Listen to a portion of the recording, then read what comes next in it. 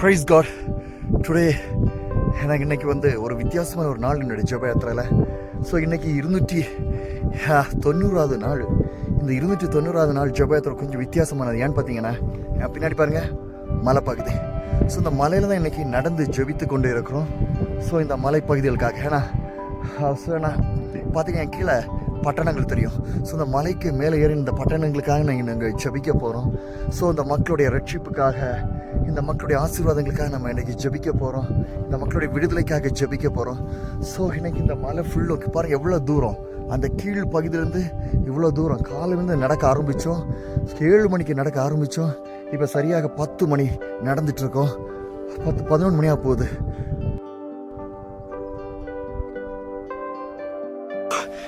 இன்றைக்கி நான் ட்ராவல் பண்ணி ஜெபிக்கிற வழியை நீங்கள் பார்க்குறீங்க. ஏன் நீங்கள் கேட்கலாம், ஒரு வேளை கேள்வி, நம்ம ஜெபிக்கலாம், யார் ஜெபிப்பது? இந்த மலைவாழ் மக்களுக்காக. ஸோ இந்த மலைகளில் ஏறி மக்களுக்காக நம்ம ஜெபிப்போம்.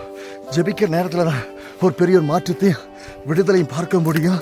ஸோ அதனால தான் இந்த மலையில் ஏறிட்டு இருக்கிறோம், ஜெபிப்பதற்காக, இங்கே இருக்கிற மக்களுக்காக, இங்கே இருக்கிற ஆத்து மக்களுக்காக. ஒவ்வொரு ஆத்து மக்களும் விலையேற பெற்றது. இந்த ஆத்து மக்களுக்காக ஜெபிக்கலைன்னா எந்த ஆத்து மக்களுக்காக, யாருக்காக ஜெபிக்க போகிறோம்? தளர்ந்துருச்சு. ஆனாலும் நடந்துட்டுருக்கேன், ஜெபித்து கொண்டு இருக்கிறேன் மக்களுடைய ரட்சிப்புக்காக.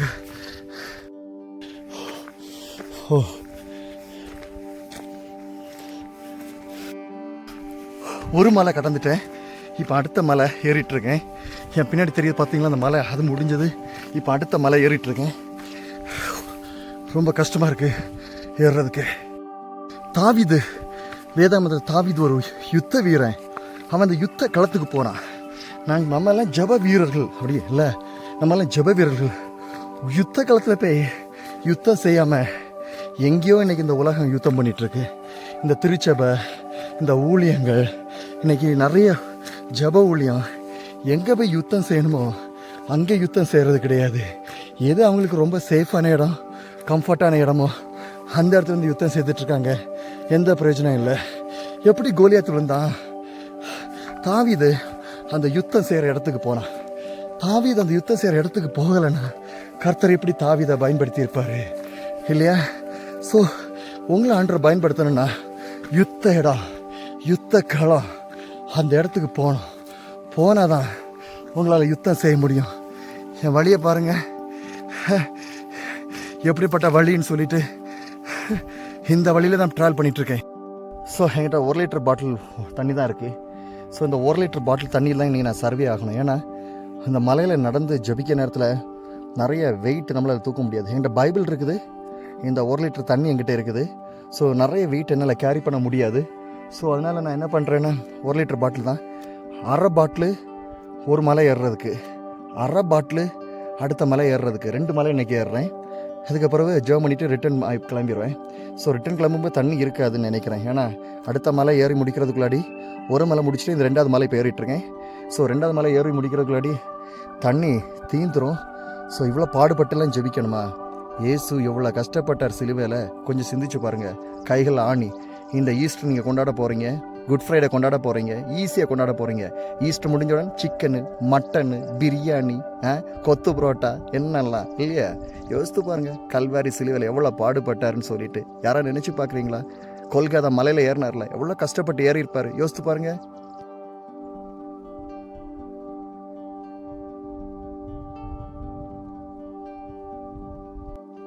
சாத்தான் சொல்லுவான், நிறுத்து. உன் மூளை சொல்லும், நிறுத்து. ஏன்னா உன் கால் வலிக்குது பாரு, உன் கால் வலிக்குது பாரு, உன் காலெலாம் வேதனை வருது பாரு, உனக்கு தாகமாக இருக்குது பாரு, பசியாக இருக்குது பாரு, நிறுத்து. ஜெபம் பண்ணாத, போகாத, ஏறாத, நிப்பாட்டு உன் ஊழியத்தை, நிப்பாட்டு. சாத்தான் கத்திக்கிட்டே இருப்பான். செவி கொடுக்காதீங்க, செவி கொடுக்காதீங்க. உங்கள் மூளைக்கும் செவி கொடுக்காதீங்க, ஆண்டருக்கு செவி கொடுங்க. ஆண்டர் சொல்லுவார், போ, இந்த பலத்தோட நீ போ, என் கிருபை உனக்கு போதும். இந்த பலத்தோட நீ போ, நீ ஜெபி, நீ ஊழியத்தை செய், ஊழியத்தை விடாத செய் அப்படின்னு ஆண்டர் நம்மளை தூண்டிக்கிட்டே இருப்பார். ஆண்டர் தூண்ட அவர் தூண்டுதலில் ஊழியத்தை செய்யுங்க. செய்ய தான் எவ்வளோ பெரிய மலை ஆனாலும் ஏற முடியும். எவ்வளோ பெரிய பள்ளத்துலேருந்து ஏறி இந்த மலையில் வந்தேன். சாத்தானுக்கு செவி கொடுக்கல, இயேசுக்கு செவி கொடுக்குறேன். நடந்து நடந்து நடந்து ஜெபிக்கிறேன். என் தேசம் எழுப்புதல். ஸோ இந்த ஹிமாலய மலைத்தொடரில் நீ பார்த்தீங்கன்னா லெப்பர்ட்ஸ், சிறுத்தை அதிகமாக நடமாட்டம். ஸோ அதிகமான மக்களை இந்த ஹிமாலயன் ஏரியாஸில் இருக்கிற இந்த சிறுத்தைகள், இந்த மலைப்பகுதியில் இருக்கிற சிறுத்தைகள் வேட்டையாடி இருக்கிறது. ஸோ போகிற வழியில் எனக்கு கழிவுகள், இது வந்து ஆட்டோடைய கழிவு எதுவும் கிடையாது. ஸோ ஏதோ மிருகத்தினுடைய கழிவு தான். நான் காமிக்கிறேன் பாருங்களேன். ஏதோ மிருகத்துடைய கழிவு, ஏன்னா அதில் எலும்பு துண்டெல்லாம் இருக்குது. இந்த கழிவில் எலும்பு துண்டுகள் எல்லாம் இருக்குது.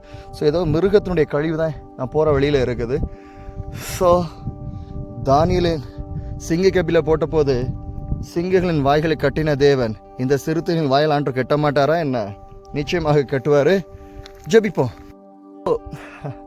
தானியேலுடைய வாழ்க்கை நீங்கள் பாருங்களேன். தானியேலுடைய வாழ்க்கை நீங்கள் பார்த்தீங்கன்னா அவன் ஒரு ஜெப வீரன். ஸோ அந்த ஜெப வீரனோட வாழ்க்கை எப்படி இருக்குன்னு பாருங்க.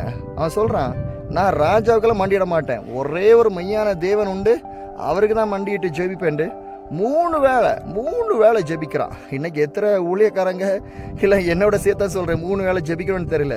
தானியேல் 3 வேளை ஜெபித்தான். 21 நாட்கள் உபவாச ஜெபம். அவன் அந்த 21 நாட்கள் உபவாச ஜெபத்தை இன்னைக்கு நிறைய திருச்சபைகள் நிறைய பேர் பின்பற்றுறாங்க. ஆனால் தானியேலை போல பின்பற்றுறாங்களான்னு எனக்கு தெரியல. ஆண்டுக்கும் அது அவங்களுக்கும் குறியது தான்.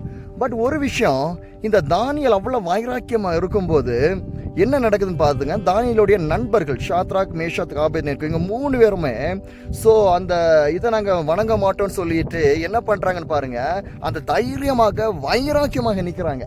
வைராக்கியமாக நிற்கும் போது என்ன நடக்குது? ராஜாவுக்கு கோபம் வருது. அங்கே இருக்கிற மக்கள் எல்லாம் எப்படியாவது இவங்களை கொன்னுறோன்றாங்க. தீ சூழல் இடுறாங்க. தீ சூழலை போட்டு தீயை படைச்சது யாரு? ஆண்டவர். எப்படி எரிக்க முடியும் ஆண்டோடைய பிள்ளைங்களை? ஷாத்ராக், ஆபேத்நேகோ சுட்டெரிக்கவே இல்லை. எரிந்து சாம்பல் மனம் கூட அவங்க சரீரத்தில் இல்லைன்னு தான் வேதம் தெளிவாக சொல்லுது. அப்படியே தானியோட வாழ்க்கை பாருங்க. திரும்ப ஒரு சோதனை தானியலுக்கு வருது. சிங்க கேபில தூக்கி போடுறாங்க. சிங்க கேபில போடும்போது கூட சிங்கங்களின் வாய்கள் கட்டப்பட்டது. சிங்கங்கள் தானியலுக்கு கீழ்ப்படிந்தது. ராஜா வந்து பார்க்குறாரு, தானியேல் எப்படி ஆண்டவனை காப்பாத்திட்டாரு பாருங்க. அதுதான் ஒரு ஜெப வீரன். அந்த பாடுகள் மத்தியில் நின்று ஜெபிக்கிறான் பாருங்க. சாட்சியாக நின்று ஜெபிக்கிறோம் பாருங்க. அவன் தான் ஜெப வீரன். இந்த பாடுகளை இல்லாமல் ஜெபிக்கிறோம் சொல்லி கூட்டம் ஓடுது பாருங்க. அது ஆண்டோடைய பிள்ளைங்களே இல்லை. அந்த பாடுகள் நின்று ஜெபிக்கணும். ஷாத்ராக், மேஷாக், ஆபேத்நேகோ, தானியேல் இவங்க வாழ்க்கையில அந்த ஜெப வாழ்க்கையை கற்றுக்கொள்ளுங்க. என்ன?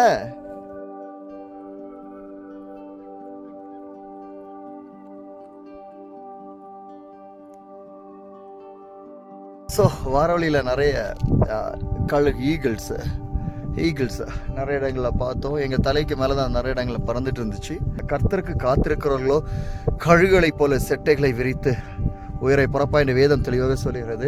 கர்த்தருக்கு காத்திருக்கும் போது ஆவிக்குரிய வாழ்க்கையில் நம்மளால் செட்டைகளை விரித்து உயர்ந்து பறந்து அநேக ஆத்மாக்களுக்கு ஆசீர்வாதம் இருக்க முடியும். கர்த்தருக்கு காத்திருக்கலைன்னா நம்மளால் சிறகு அடிக்கவும் முடியாது, பறக்கவும் முடியாது, தவளவும் முடியாது, உருளவும் முடியாது, நடக்கவும் முடியாது. ஸோ ஊழியத்தில் நீங்கள் வந்து உயர பறக்கணும்னு நீங்கள் ஆசைப்பட்டீங்கன்னா கர்த்தருக்கு காத்திருங்க. கர்த்தருக்கு காத்திருக்கும் போது தான் புது பலன் அடைந்து கழுகுகளை போல உயர செட்டைகளை விரித்து பறக்க முடியும். நீங்கள் பறக்கன்னு ஆசைப்பட்டீங்கன்னா, உயர பறந்து தேவனுக்கான பெரிய காரியங்கள் செய்ய நினச்சிங்கன்னா தேவ சமூகத்தில் காத்திருந்து ஜெபிங்க. அப்போ தான் பெரிய காரியங்கள் உங்கள் வாழ்க்கையில் செய்ய முடியும்.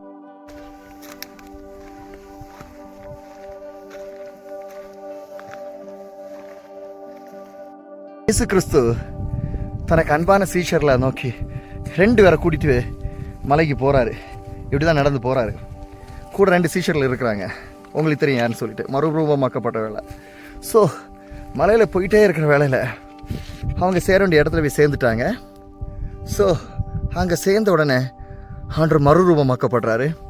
மறுரூபமாக்கப்படுகிற வேலையில் அங்கே மோசே, அங்கே ஏலியாவும் அங்கே பிரச்சுவாங்க பார்க்குறாங்க.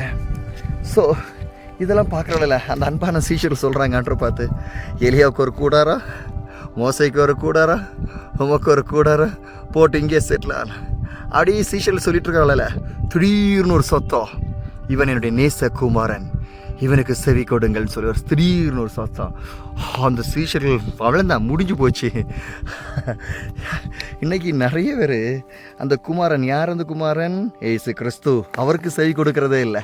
மனம் போன போக்கில் போகிறது, மனம் போன போக்கில் ஊழியத்தை செய்கிறது, அங்கங்கே போகிற இடத்துல நல்ல இடத்த பார்த்தோன்னு கூடாரத்தை போட்டு செட்டில் ஆகிறது. கூடாரத்தை போட்டு செட்டில் ஆகிறது ஆண்டு சொல்லலை. ஆண்டு சொன்னார், போ போ, யூதாவிலும் சமாரியாவிலும் போ, இப்போ என் நாமத்தை பற்றி சொல்லு, உலகத்தின் முடிவு பரியந்தும் சகல நாட்களில் நான் உங்கூட இருப்பேன்னு சொன்னார். மத்தேயு 4:17 மனம் திரும்புங்கள், பரலோக ராஜ்யம் சமீபத்திற்கு பிரசங்கிங்கள்னாரு.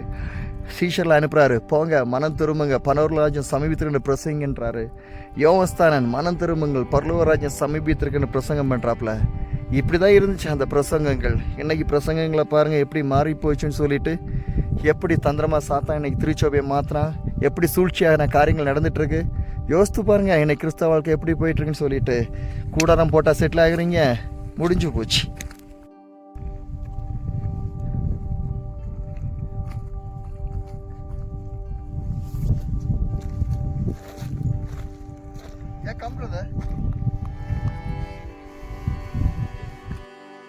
என்னுடைய பயணத்தினுடைய இந்த தொடர்ச்சி பாகத்தை நாளை தினத்தில் நீங்கள் பார்ப்பீங்க.